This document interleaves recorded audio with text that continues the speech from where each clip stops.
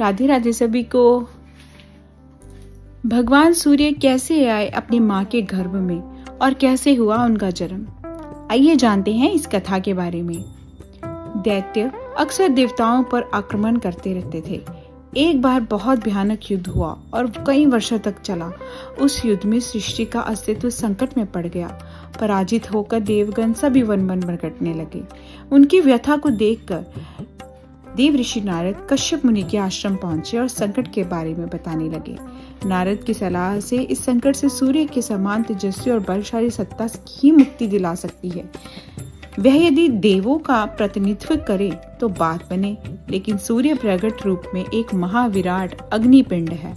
उसे मनुष्य के रूप में जन्म लेकर देव शक्तियों का सेनापतित्व करना चाहिए। ऐसी तेजस्वी संतान कोई तेजस्वी स्त्री ही जन्म दे सकती है।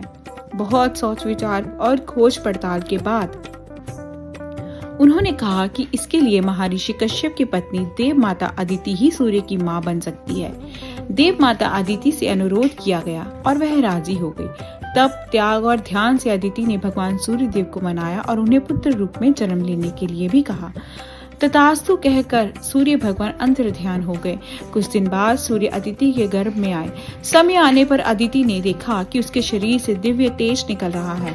अदिति से जन्मा होने के कारण उस बालक का अथवा सूर्य का नाम आदित्य रखा गया। आदित्य तेजस्वी और बलशाली रूप में बड़े हुए। उन्हें देख इंद्र आदि देवता अत्यंत प्रसन्न हुए।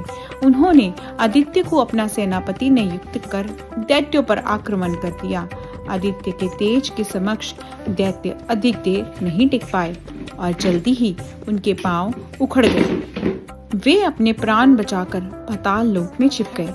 सूर्य के प्रताप और तेज से स्वर्ग लोक पर भी फिर से देवताओं का अधिकार हो गया।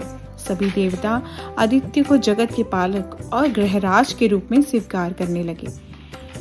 सृष्टि को दैत्यों के अत्याचारों से मुक्त कराकर आदित्य यानी भगवान सूर्य देव के रूप में ब्रह्मांड के मध्य में स्थित हो गए और वहीं से सृष्टि का कार्य संचालन करने लगे।